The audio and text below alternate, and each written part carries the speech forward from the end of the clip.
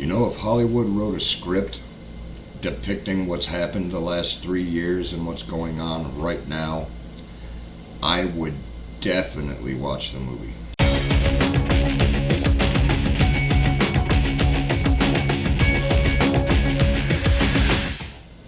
Welcome to the Opinionated Prepper. I'm Steve. Sorry it's a little bit later today. I had some time to kill, so I started doing some research on this and that and the other.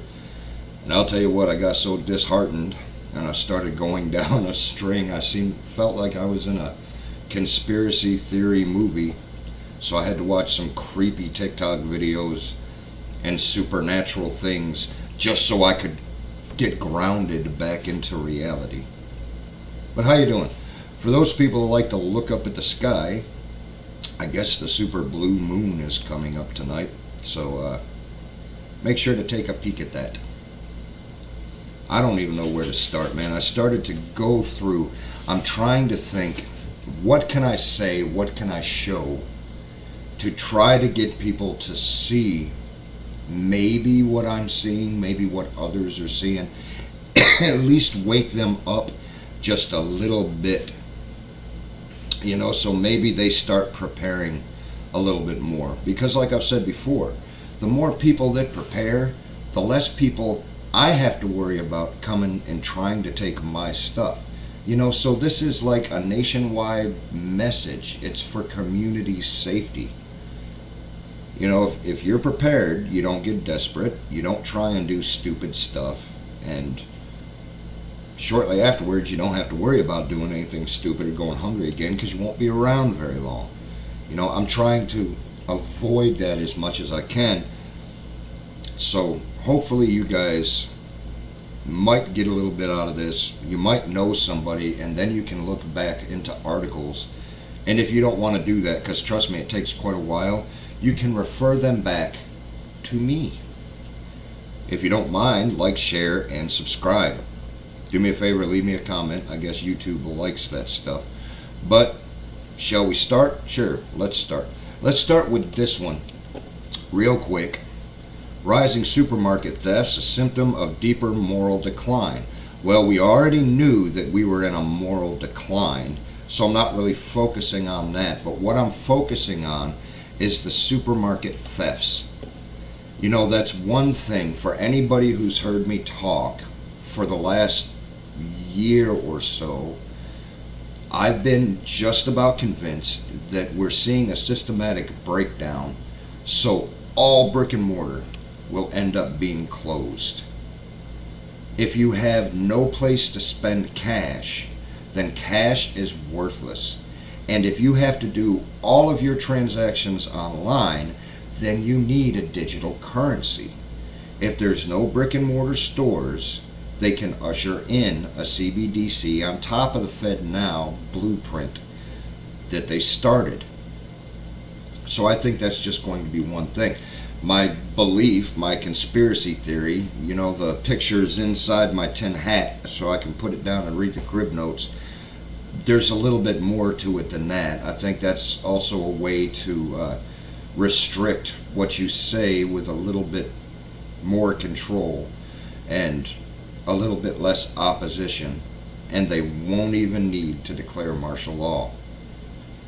If they shut your internet off and you need it to pay all your bills and buy all of your stuff, and everybody is rationed so nobody has anything, and there's no farms around you, no stores around you, no fast food places around you to go dumpster diving, nothing around you because it's all packed 50 miles away in a processing, manufacturing, and distribution center, then people will mind their P's and Q's a little bit more.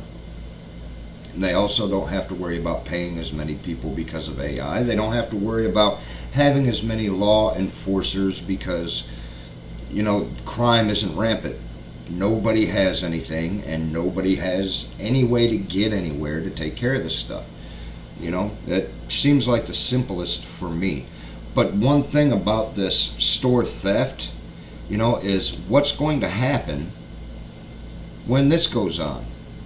And from what I've seen, if you want to go to Popular Report, He's reporting on this just today. He did a couple of videos on it, you know, and there's people from all over the country in distribution centers and high risk food hauling, I guess you call it, where they're talking about canned food is now a high risk, and people are taking entire tractor trailers filled with food. You know, people, they're starting to stock up, but they're not doing it the right way. And they're also trying to think and become an entrepreneur by maybe selling some of that stuff, but they're not doing it the right way. You know, up in Missouri, the state right above me, they were talking about, I think this coming up month, about stricter enforcement coming into play and about some new laws coming into play. And a lot of them had to deal with ATMs, and now ATMs are even stricter. If you're doing a crime with an ATM, it's harsher punishment. If you're doing a crime involving hindering transportation of livestock, it's a stricter punishment. So that makes me kind of think, how many of these people in the state of Missouri are like bandits on a train or a wagon train in the Old West, and they're stopping cattle trailers and they're just taking these cattle trailers. Apparently it's big enough, or they're worried about it so much, about it becoming a huge thing, that they're making enforcement and punishment that much stricter.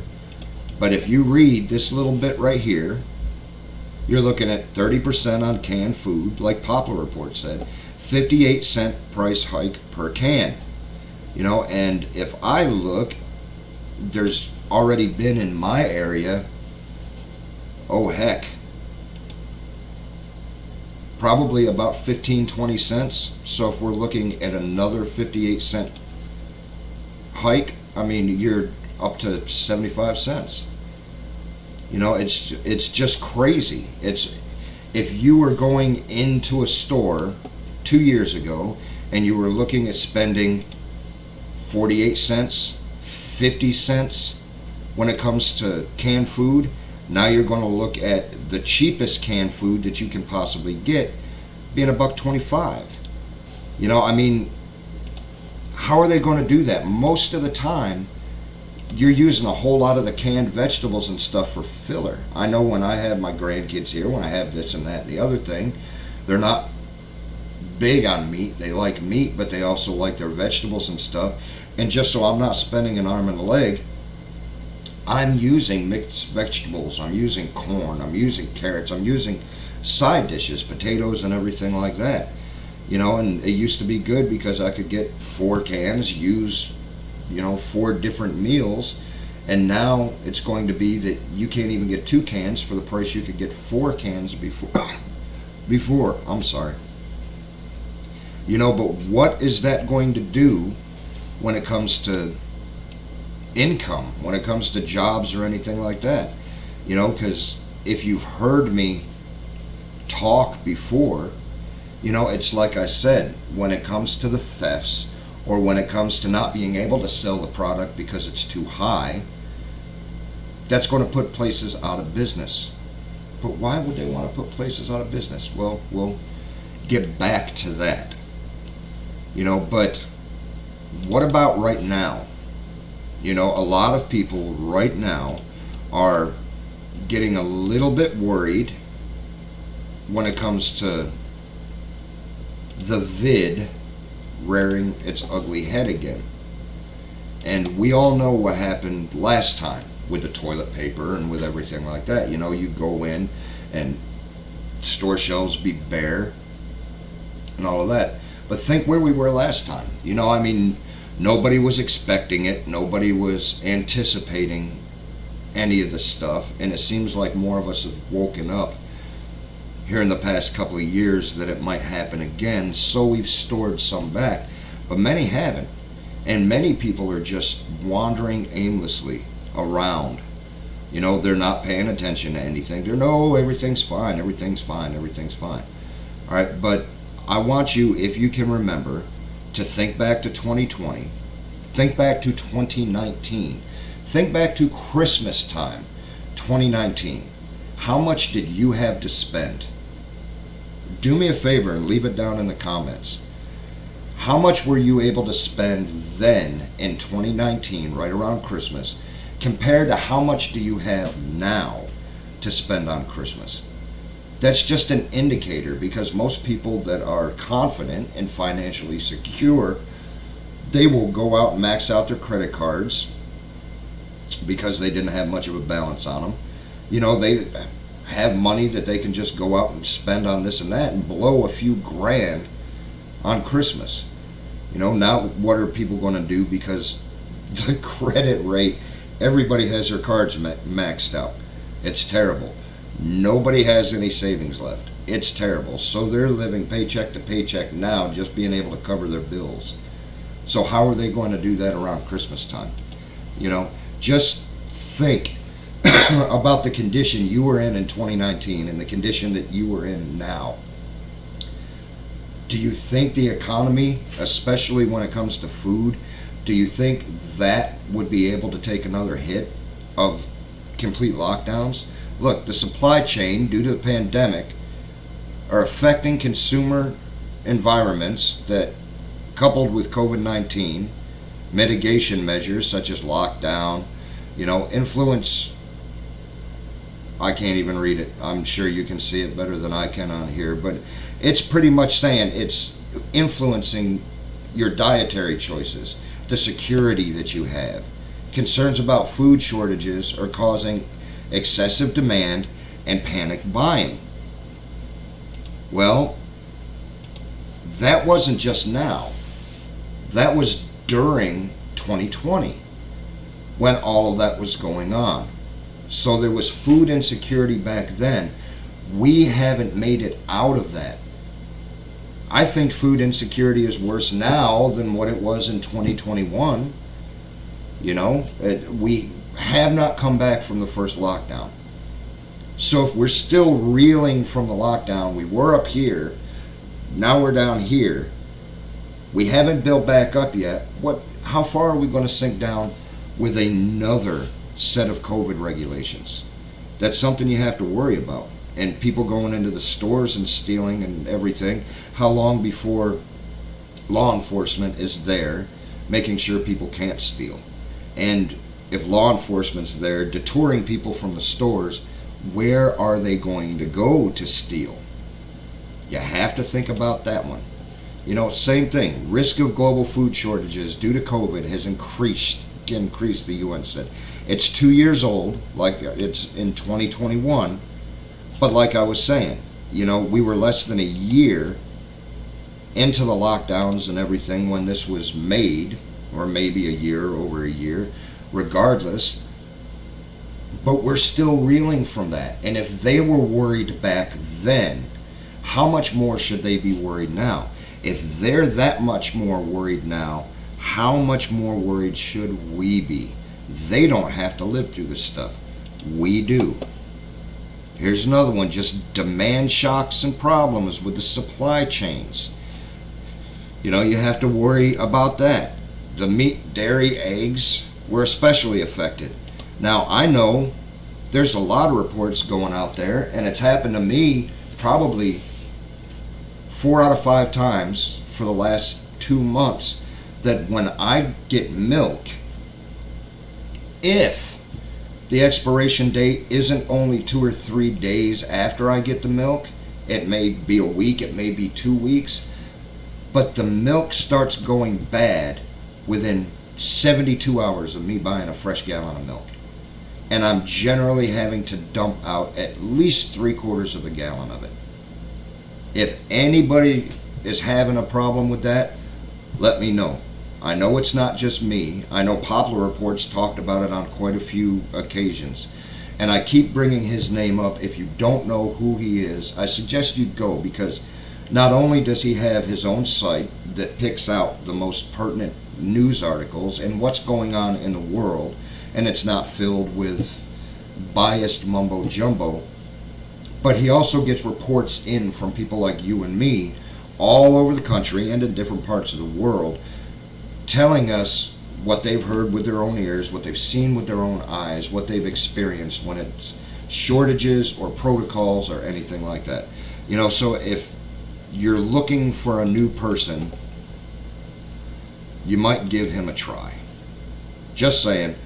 He doesn't know who I am, so it's not like it's helping me out at all. So if you have something against me, then don't worry, you're not helping me.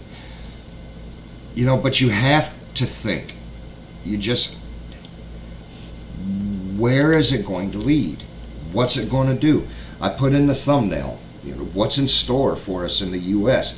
This is more of an opinion piece because only the people that are behind this plan and agenda can tell us, and they're telling us without telling us. And this is just strictly from me, based on what I've seen and based on my memory and the experiences I've had and stories I've shared with people and what their experiences might have been. But what's it going to do to the jobs? What's it going to do to the stores? What's it going to do to all of the businesses that we have to worry about? I'm sorry I'm opening some stuff here while I'm talking to you, and I'm trying to read and talk, and it's just like walking and chewing bubble gum for me. But I digress. Look at where we are in the past 8 months. How many stores have closed?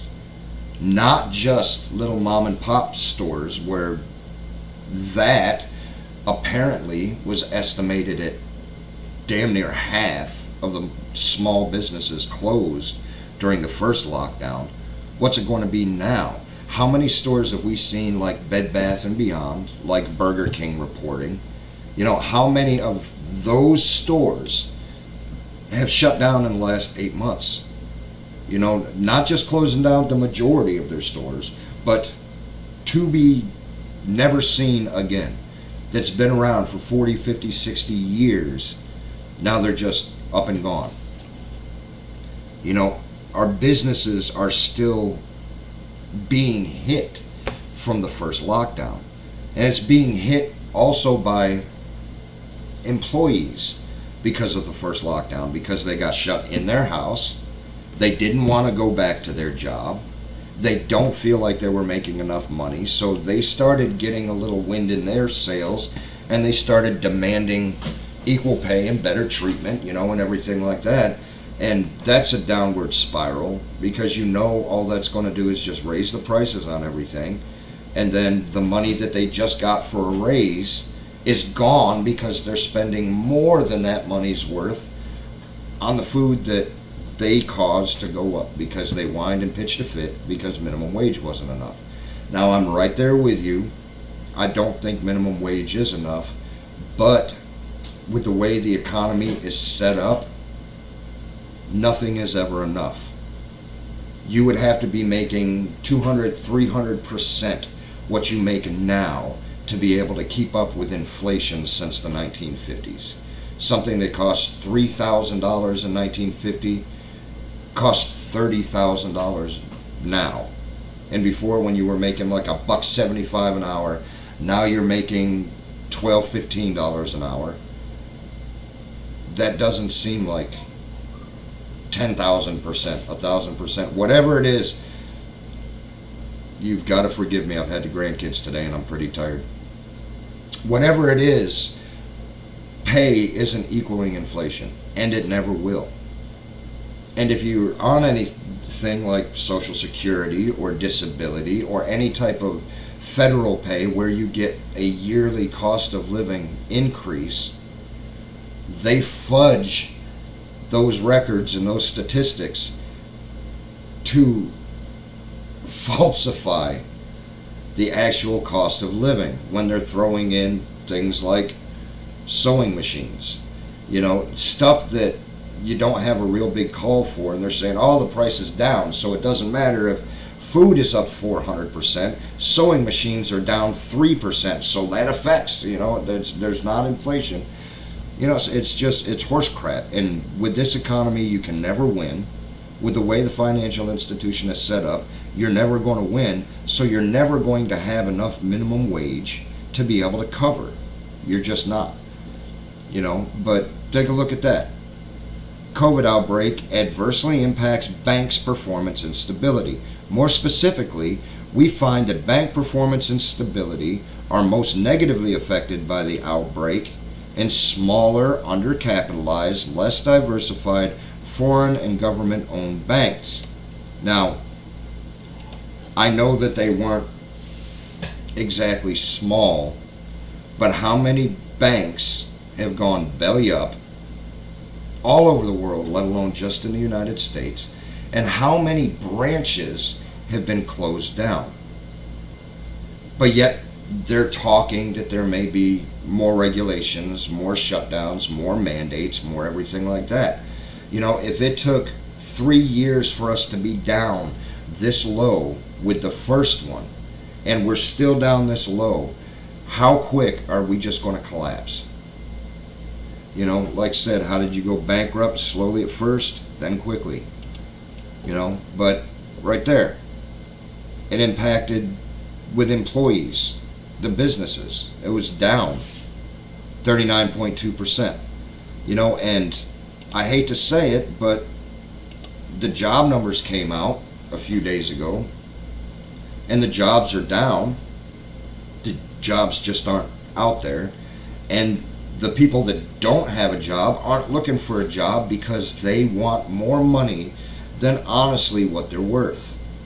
They have no schooling, no experience, no anything for anyone, and they just say, well, government's going to take care of me. I'm not going to work unless I make this much money. And even if they do make that much money, they're not going to be happy because they're actually having to do something instead of sit home and collect a paycheck.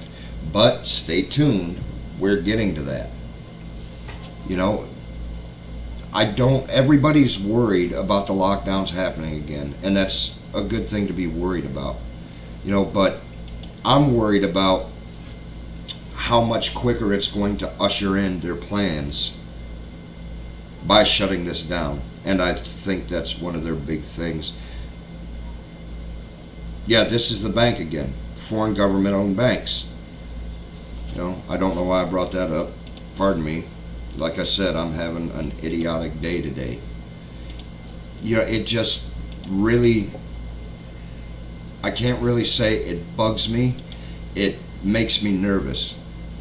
Because even though I wasn't nervous last time or anything like that, and I was still set up good and set up in an okay place, and I was all right, and I didn't have to worry about running and getting toilet paper. I didn't have to worry about running and getting any extra food. I didn't, I was all set up with that.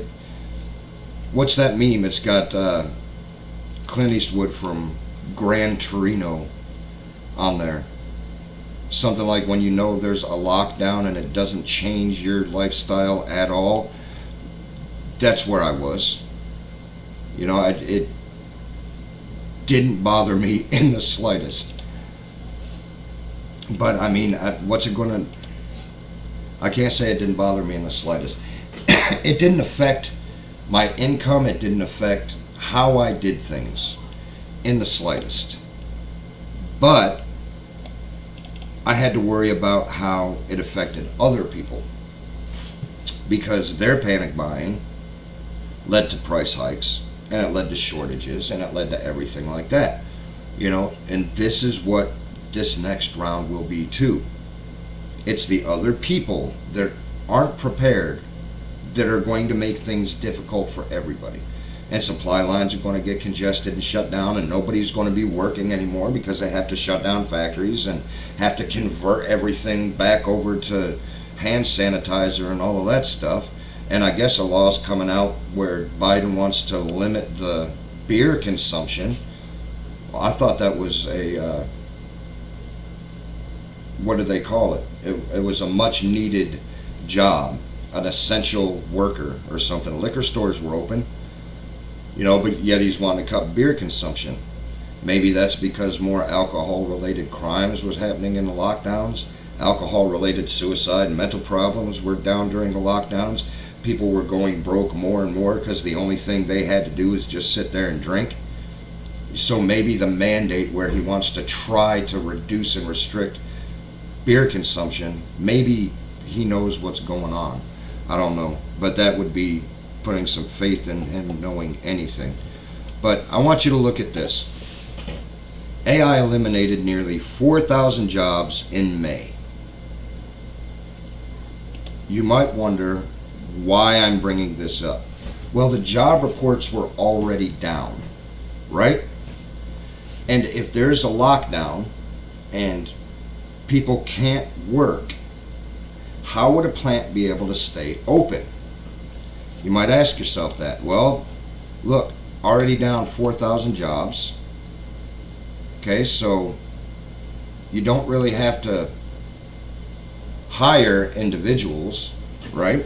If everything moves to automation, you don't have to worry about the spread of the disease, the spread of the plague, the virus, whatever. You don't have to smell a person, you don't have to deal with their cooties, you don't have to deal with their mouth or their talking or anything like that.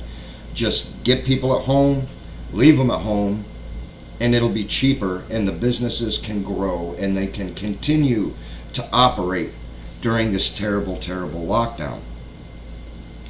You've seen that AI did it, but what happens whenever they mix it with the Tesla bots or with any humanoid robot? Because if you look in the news, this has been the flavor of the day for the last couple of months anyway. It seems like everything that I'm reading, they're talking about humanoid work bots, humanoid bots to do this, humanoid bots to do that. All of our jobs being at risk because of AI, and AI being used to operate these humanoid bots, and all of that. We don't have to worry about it. And just to curb safety, let's shut down the stores and let's offer free delivery instead of a membership, and let's offer a reduced delivery. But either which way, people can't get into stores, but we can deliver it right to your house with drones, so it's contact. There's no contact whatsoever. You don't have to worry about spreading this stuff. You have to think about that. Why is all of this stuff coming into play right now? It's been happening since before last time, and it's been happening since last time, but it's all taking the stage right now, and it's getting hit one after the other, and it all points to banks closing, so you have no way to get cash. Stores closing, so you have no way to use cash anywhere. Jobs going under. If there's a mandate, you don't have to worry about it because your favorite place is run by a bot and AI. So that's taking all of their jobs. If there's no stores to go to and everything is online, it makes things very, very easy to ration.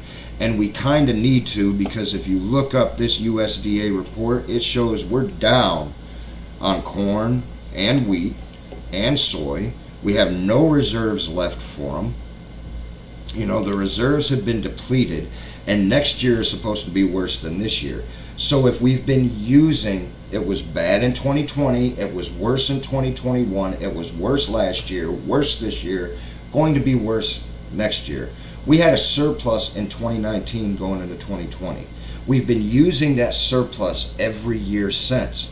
Now we're at zero, which means we're going to run out because the supply that we have does not meet the demand. And it also says that the global supply is going down. So it won't be there for us to import anything, which means we're going to go out. There's going to be shortages. People don't realize how much stuff has wheat and corn in it.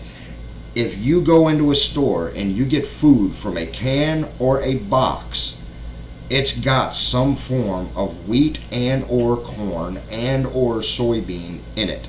And all of that's down. And we don't have enough to get us through to next year. So you might want to think about that stuff. And what are you going to do when you're home? How much weight did people put on when they were locked down? Because all they had was to eat and eat and eat and eat. So people are just going to pig out more, which means they're going to run out faster. But I want you to look at this. Okay, where is all of this going, you might say? Well, FedNow is the groundwork for CBDC. And if all of us are home, we still have all of our businesses running. You know, thank the Messiah, CBDC and the Fed for that. Right? You don't need to be at work because the AI and the bots are doing it for you. You're not going to get sick, just stay home. Well, CBDCs help UBIs. I'll bring that article back up again. But a universal basic income would be backed up and possible with CBDCs. So instead of people going homeless, and instead of landlords not being able to get their rent, and instead of people not being able to pay their mortgage, which puts a bank upside down, which puts a bank out of business, which hurts the entire economy and everything like that, let's give you a UBI. But in order to give you a UBI, we need to put CBDCs in place. You read on that, I'm not going to leave it up very long, but it's saying, you know, in the situations where CBDCs are subject to inflation and depreciation, central banks could gain more effective leveraging and manage aggregate demand in the economy by collecting taxes. 87,000 new IRS agents, right? And distributing part of them to UBI recipients.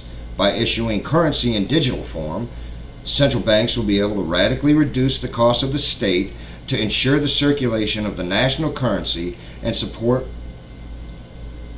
for the population. Now, I don't know if you guys live in a state that is dealing with this, but I've seen quite a few articles in my state, and apparently the entire nation in one big fell swoop are cutting people off of Medicaid and food stamps and state help, and that's probably why thefts in stores are going up. But you can't cut people off that quick unless you see rampant crime, rampant starvation, rampant homelessness, and everything like that. If you look, CBDC would help better implement UBIs, which would be easier to go out to the people that need help. So now states may not have the funding to give Medicaid and to give food stamps and to give all of that stuff. But I bet with the CBDC, it wouldn't be hard for them at all. You can just sit home and complain about stuff. You know, it's terrible, man. I mean, I can't be the only one looking at this. I can't. Going to here. This was in 2018, I believe it was. Universal basic income is an inevitable part of our automated future. What did we just talk about? Just a couple of articles earlier about automation, about Tesla bots, all the humanoid robots, and about AI taking all of the jobs. That article just said that when we have an automated future like we're going now at a rate never seen before, when you have that future, UBIs are an inevitable part, because so many people are going to be without jobs that you're going to need a universal basic income. You're going to need to just give money to these people.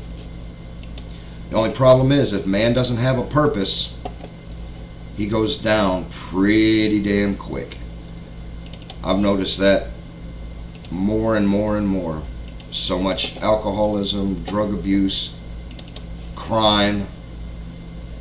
If man was meant to be productive, and if they don't have anything to do and they're just twiddling their thumbs and being completely hedonistic, their minds, and as a result their actions, go to some pretty deep places. But there's also one thing that I'm worried about, and I know we're getting into it and I'm wrapping things up here pretty quick, but I'm worried more about this, and I talked about this in a couple of videos a few weeks ago. A college, a university in the Negev that were backed and funded by DARPA created this AI tool, that demonstrates its ability to identify violations of social norms. Well, why would I be so worried about that? Because didn't they block you from Facebook and block you from social media and from YouTube and just cancel you outright if you posted something you shouldn't have posted, or if you said you weren't going to wear a mask and all of that stuff? Well, yeah, but you had the post office and you had video cameras that were owned by millions of different businesses that needed to report the stuff. And then you had all of these separate social media platforms that, even though they had the same protocol, it still needed to be reported, and then they were just suspending you off their platform. You couldn't send a cat meme for a couple of weeks. Oh well. You could still go to, well, Truth Social wasn't around back then, and they tanked the Parler app, but you could find other ways. Even if you were sitting next to your loved one or somebody that wasn't jailed, you could get the news somehow, and you weren't automatically pulled away because all of these different entities had to work with each other. Well, now what happens if there's a tool that's plugged into everything from your social media to closed caption television to cameras on the red lights and on the construction zones and everything like that? And once they see you, they know all of your vital information, what platform you're on, what your username is, how much you have in your bank account, what your account number is. They have access to your account number and everything like that. So if you're walking down the street without a mask when you're told you have to, or if you put something on the book or the X now that you shouldn't put, and you have the freedom to put it, but you might not like the consequences, they automatically put that flag. And they automatically have you flagged, and they're just accumulating things. And then you get a knock on your door. And what makes me think about that, I said that it was used to monitor 10 different types of social norms. Some of them are nice. Politeness, competence, trust, discipline. Get down to number 8. Can you see it right there? Number 8 is conformity. I've got lots and lots and lots of friends and lots and lots and lots of people that are telling me, I will not conform, I will not obey, I will not follow these guidelines or restrictions. If they do it a second time, we will shut them down before they have a chance to gain traction. Well, this little AI bot, funded by the Defense Department and DARPA, that has all those really cool things that we don't know anything about, that little AI tool has already flagged you as a risk because you're posting it on social media, which means they know who to come and take care of first. They know whose wallet to shut down first. They know who to deny UBI help. They know who to shut down the Amazon accounts, the Walmart Plus accounts, everything. So your digital money is no good there, and you can't get any deliveries to your house. Like I said, it may sound like a sci-fi movie, but if you look at all of these different things coming together, and for such a time as this, right, ladies and gentlemen, this happens, and this happens, then this happens, then this happens. It's almost like how I said they switched livestock antibiotics to prescription, and then 2 months later, the thing that people were using the livestock antibiotics for comes back. Well, now they can't go to that safety net of livestock antibiotics. I don't believe in coincidence. The universe isn't that lazy. I love that saying. Sherlock Holmes is my favorite. But regardless, this has been a while, guys, and I'm sure there's going to be a lot of mistakes and stuff, but I'm not going to do it again. So if you have any questions or concerns, if you don't like the way that I brought this out, leave me a comment. Or if you don't want to leave me a comment, send me an email and tell me, you're a jerk. All this is fear porn.